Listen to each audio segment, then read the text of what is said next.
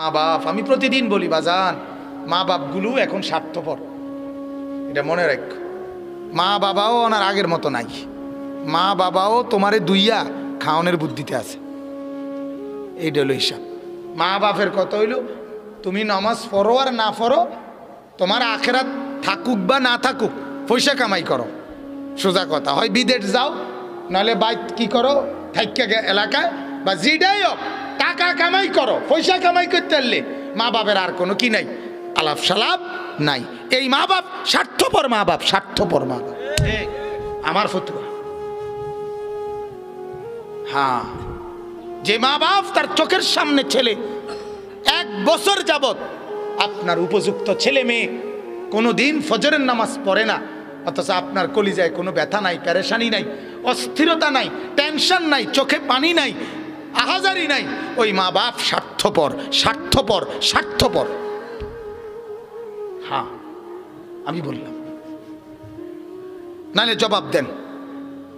Target একটাই, foot পয়সা কামাও, bike building করুন। তোর জ্যাডা কইছে জমি হ্যান বেচবো, টাকা পয়সা আগের থেকে বাইল করে না রাখলে আমরা যে কোনো সময় ফট করে বেচ চালাইতো চাইলে, যদি টেহার মিল না থাকে তো মানুষের তে বেচ চালাইব। কাজে টাকা রেডি রাখো, তুই যা বিদেশ টেহা মিল করে রাখি, যাতে তোর জ্যাডা কইলেই জমিটা কিনা লাইতে পারে। ঠিক কিনা বলেন না? হ্যাঁ, বিট বাজারের বিট কথা কইয়া রাখছে, টাকা রেডি রাখিস, কইবার লক লক টাকা পাঠাইবি যাতে বিটটা কিনতে পারি। এই টার্গেট শুধু কি দুনিয়া, টার্গেট শুধু কি? যদি বলেন এটি তো হুজুর নিজের লাগিয়ে কি আর করছিনি, জিফুতের লাগিয়ে, জিফুতের নামাজ রোজা ছাড়া, আখেরাত বন্দেগি ছাড়া আমনেরে জিফুতের লাইগা এতগুলো জমি, এত টাকার বিল্ডিং, এত কিছু করতে ভুললা আল্লাহ কোরআনে বলছিনি? কথা বলেন না কেন? নবীজি আপনাকে বলছিনি? তো আপনি কাঁদতে বুদ্ধি লইয়া এই মেহনতটা করতেছেন?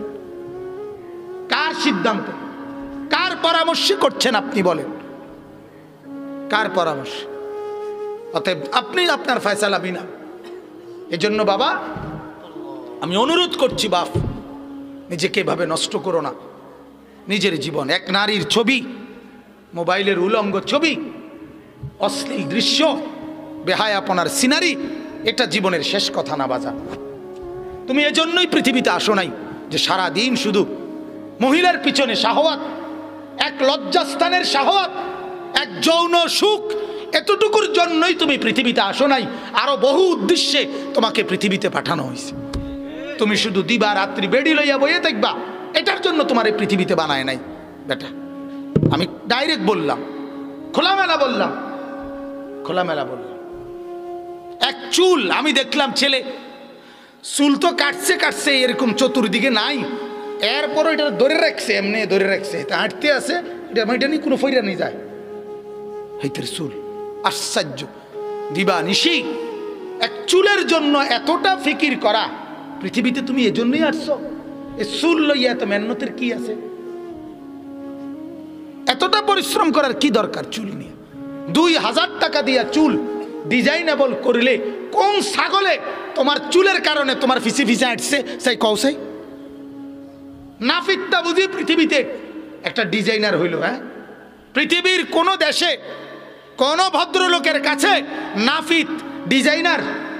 কথা বলেন না কেন মিয়া? কোনখানে আছে এরকম? তাহলে এই চুলের ডিজাইনার কে? নাফিতটা ছাড়া কে? কথা কয় না।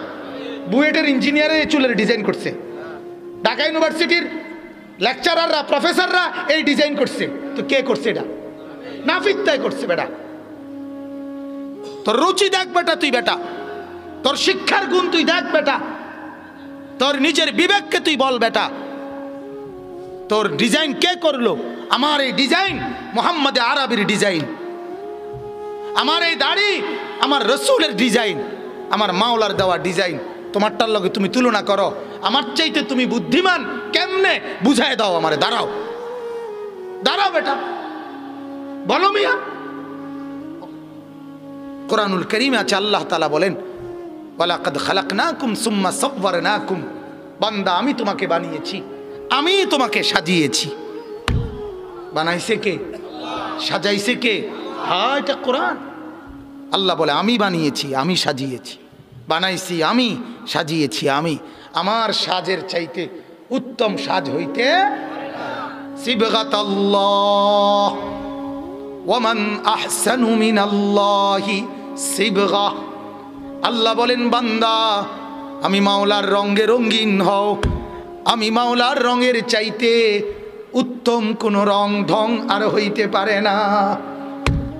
যদি বলেন মাওলা কোনটা আপনার রং, কোনটা আপনার ঢং, আল্লাহ বলবেন লাকাদ কানা লাকুম ফি রাসূলিল্লাহি উসওয়াতুন হাসানা।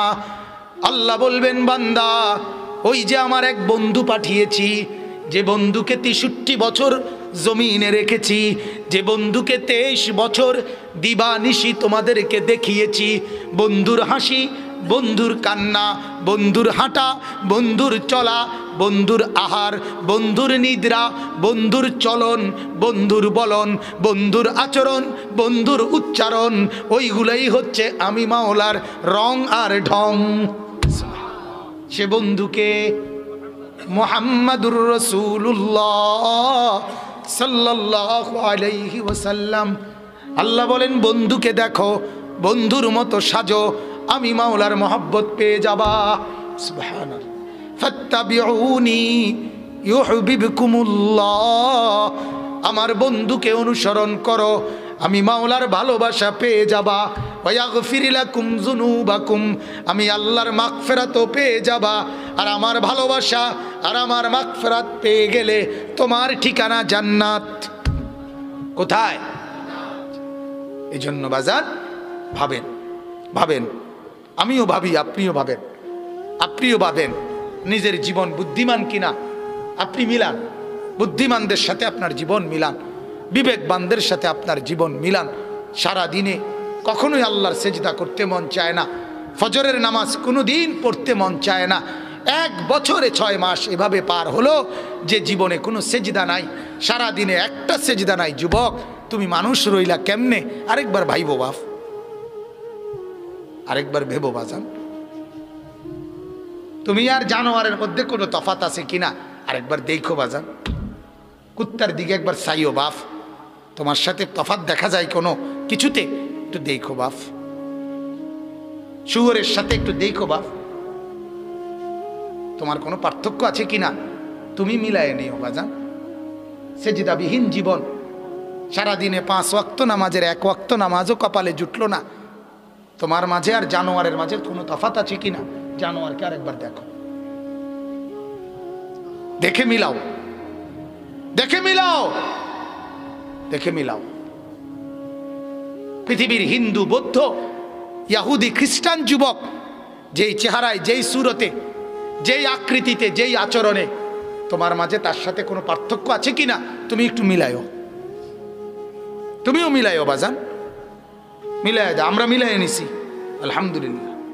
আমরা জিন্দিগি হাজারো তুফানের পরে পৃথিবীতে কত আধুনিকতা, কত মডেল, কত কিছু আসছে গেছে, আল্লাহর কসম 41 বছরের এই জীবনে আর কোনো দিন পাঞ্জাবি ছাড়া অন্য কিছু বদলাইতে হয় নাই।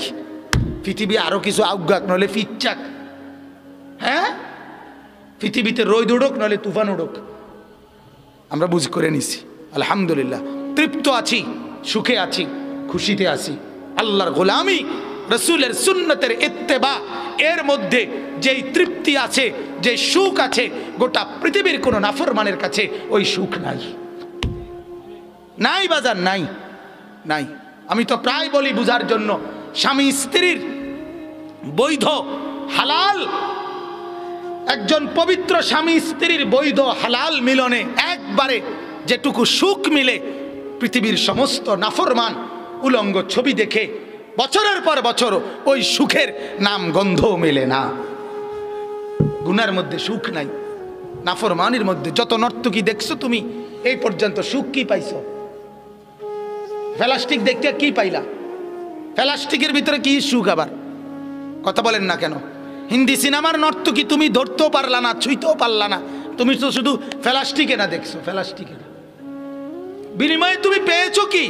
পেয়েছো তোমার নিজের শরীরের ক্ষমতা, নিজের সক্ষমতা, এটা নষ্ট হওয়া ছাড়া আর কিছু। যার কারণে ফ্যান টানে, দেন না ফ্যান টানে, মা ফুলাফাইন দেখছেন না আপনি ফ্যান টানে যে কি ও ফ্যান টানেন কা ওই যে কোমর নাই যে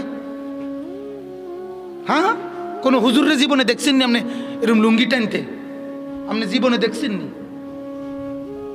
আপনি জীবনে কোনোদিন দেখছেন নি কোনো হুজুরের পায়জামা টানতে যদি দেখতে থাকেন আমার জানাইয়েন আমি হে হুজুরে চাইয়াম বর দরকার হলে তারা লইয়া যাবো এই ইউটিউবার করে এরা ছবি উঠে হ্যাঁ জীবন শেষ করে দিচ্ছেন জিন্দিগি বরবাদ করে দিচ্ছেন আজ ইনকিলাবের রাত আজ পরিবর্তনের রাত আজ জিন্দিগির হিসাব কিতাবের রাত আজ বরকতের রাত আজ মুবারক রাত এই মুবারক রাতে যুবক মুসলমান পর্দার আড়ালের মা আর বোন সবার কাছে অনুরোধ এক ভাইয়ের অনুরোধ এক বন্ধুর অনুরোধ এক সন্তানের অনুরোধ আপনাদের এক দরদি বন্ধুর অনুরোধ করছি বাজান নিজেদেরকে বদলান নিজেদের জীবন আরেকটু সাজান এভাবে লাগাম ছাড়া জীবন ছেড়ে দিয়েন না জিন্দিগি যেভাবেই কাটান রাত ভোর হবেই দিন রাত হবেই কবরে যেতে হবেই ঠিক কি না বলেন না মানেন কিংবা না মানেন গ্রহণ করেন কিংবা বর্জন করেন হ্যাঁ আল্লাহর গোলামি করেন আর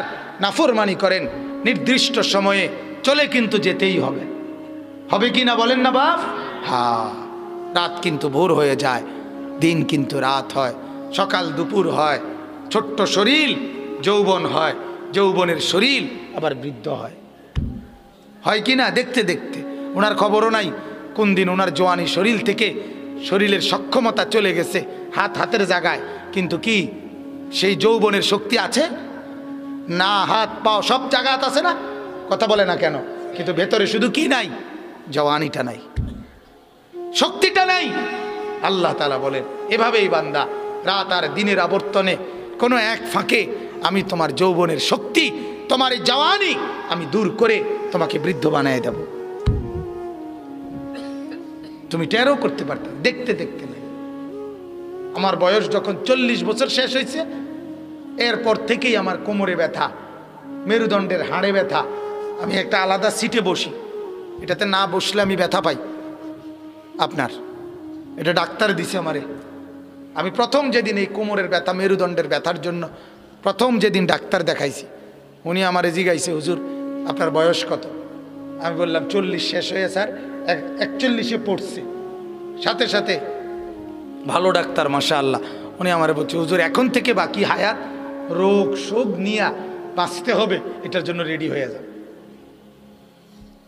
রঙের ঘুড়ি শেষ রঙের ঘুড়ি কি শেষ আজ আমি এরকম বয়ান থেকে নাইমা আস্তা 7 আপ ফ্রিজের ঠান্ডা একদম ঠান্ডা 7 আপ আস্তা 7 আপ 1 লিটার আধা লিটার পুরোটা খাইতাম তখন কিন্তু এখন যে দেখেন গরম পানি ছাড়া একটু এই আলাদা আপেল আঙ্গুর এগুলো খাইতেও ভয় লাগে যে ঠান্ডা নিয়ে লাগে যায় এই জিন্দিগি সময়ের ব্যবধান অল্প সময়ের ব্যবধান জিন্দিগি এলোমেলো অতএব বাপ রাত গভীরে অনুরোধ করছি আজ পরিবর্তনের রাতে এক বরকতময় রাতে এখনই ইনশাআল্লাহ আমরা গুনাহ থেকে তওবা করব ঠিক আছে ইনশাআল্লাহ সিদ্ধান্ত নিতে পারিনি বাপ দেখো না একটু হিম্মত করো না ভাইয়া আল্লাহ আমাদেরকে তৌফিক দান করুক আজকের এই শবে বরাতে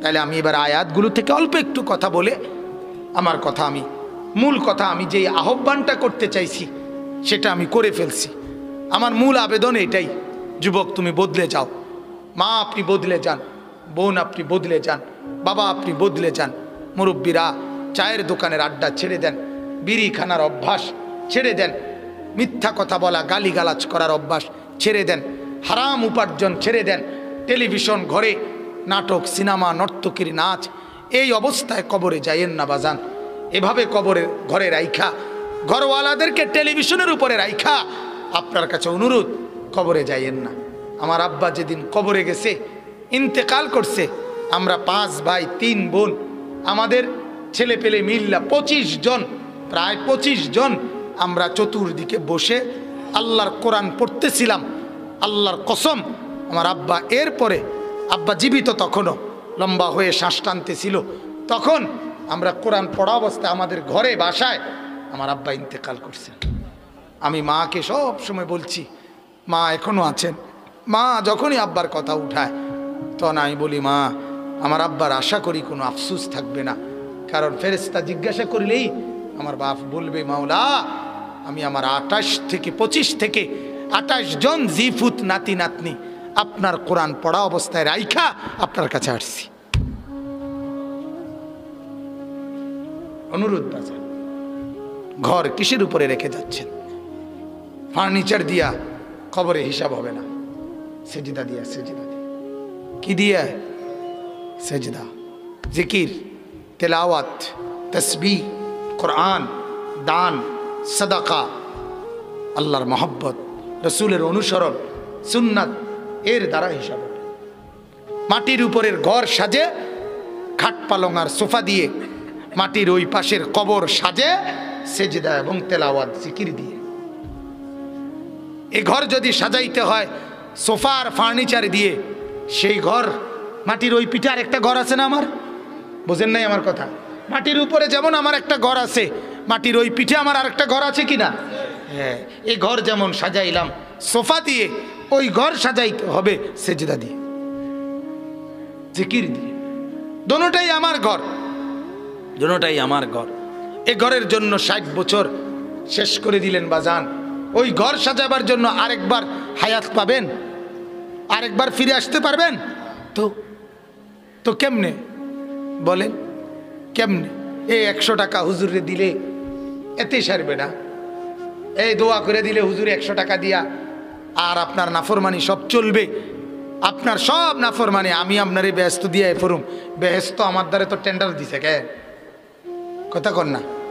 বেহেস্ত আমি তো টেন্ডার লইছি, ঠিক না? তাইলে আমি তো দৌড়ের উপরে, উনিও তো দৌড়ের উপরে। হাসরের ময়দানে ওনারে হিসাব দিতে হবে না, আমারে দিতে হবে না, বলেন না বাজান? তাইলে ভাবেন, হাত্তা ইদা জা আহাদাহুমুল মাউতু ক্বালা রাব্বিরজিউন, কোরআনের আয়াত আছে, আল্লাহ বলেন প্রতিটা নাফরমানের সামনে মৃত্যুর মুহূর্তে মালাকুল মউত আজরাইল এসে দাঁড়াইলে প্রত্যেকটা পাপী আল্লাহর কাছে বলবে, আল্লাহ দুনিয়াতে আরেকটু থাকতে দেন, মালাকুল মউতকে যেতে দেন, আমার আরেকটু সুযোগ দেন, লাআল্লি আ'মালু সালিহান ফীমা তারাকতু, আল্লাহ যে আমলগুলো করি নাই সেই আমলগুলো এখন একটু সুযোগ পাইলে করব, আপনি আমাকে একটু সুযোগ দেন। আল্লাহ কোরআনে বলেন, কাল্লা, কখনোই না, ইন্নাহা কালিমাতুন হুয়া কাইলুহা, এরে নাফরমান, এগুলো তোর কথার কথা, এগুলো তোর ফাঁকা বলি, তুই মিথ্যুক, তুই এগুলো এমনি বলছিস, আমি তোকে আর দুনিয়ায় ফেরত যেতে দেব না, এখন থেকে নিয়ে ইসরাফিলের ফু পর্যন্ত তুই ওই কবরেই পড়ে থাক। ওয়ামিন ওয়ারাইহিম বারযাখুন ইলা ইয়াউমি ইউবআসুন। এইখানে এই আয়াতগুলোর পরে আছে, এরপরে যখন জাহান্নামে ফেলবে হাসরের ময়দানে নাফরমান তখন আল্লাহকে বলবে, রব্বানা গালাবাত আলাইনা শিকওয়াতুনা ওয়া কুন্না কওমান দাল্লিন। যুবক শোনো আমার এই কথা, আল্লাহর কাছে নাফরমান জাহান্নামে পড়ে বলবে, আল্লাহ আমার এই কপাল বড় মন্দ, আমার এই কপাল বড় বদনসিব, আমি বড় অসভ্য, দাল্লিন, গোমরা, নাফরমানদের সাথে আমার জিন্দেগি কাটছিল, এই কারণে মাওলা আজ আমি আটকায় গেলাম, হ্যাঁ এটা বড় বিষয়, আমার জীবনের সৌভাগ্য, আমি নেককারদের সাথে চলছি। তোমার জীবনের বদনসিব, তুমি নাফরমান বন্ধুদের সাথে চলছো।